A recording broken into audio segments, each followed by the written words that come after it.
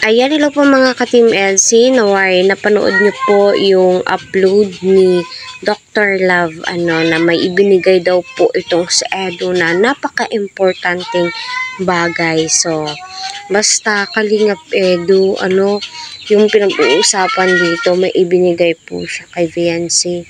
Dili ako'y natutuwa.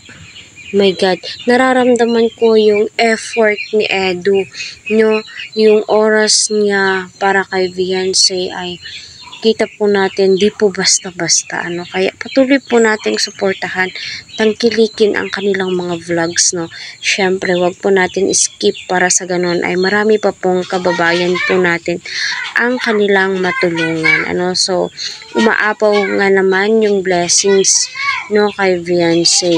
Kita po natin na hindi po basta-basta yung mga ibinibigay nga po ng kanyang mga sponsors. So, ganyan, magmahal ang mga sponsors ng Kalingap. Kaya, yung iba, pilit po nilang sinusungkit, itong si Viancy, gusto po nilang agawin, para mahinto yung pagtulong at sila na yung magko-continue ng tulong, hindi naman po pwede yun, Unang-una, marami pong salamat sa mga Team Elsie na nakasubaybay dito sa aking channel. So, kita naman po natin, shout out po kay Madam Sponsors ni Viancy, Grabe, napakalaking TV po yung ibinigay.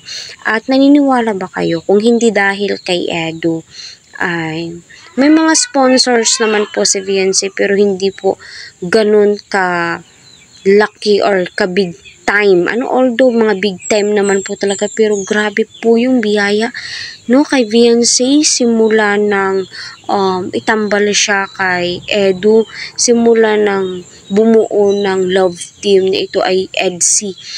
Grabe po talaga yung impact po nila. Iba po yung dating ni Edu kapag may ka-love team siya, although naghihilaan po sila pataas.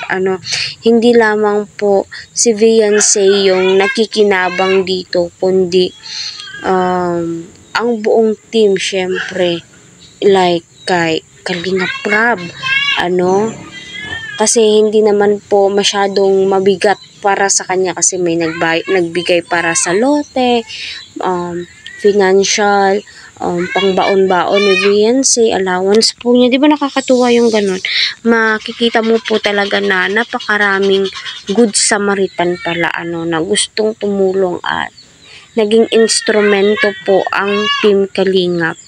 Na especially kay Kalingap Edu, grabe, umaapaw po talaga yung biyaya para kay Viancy,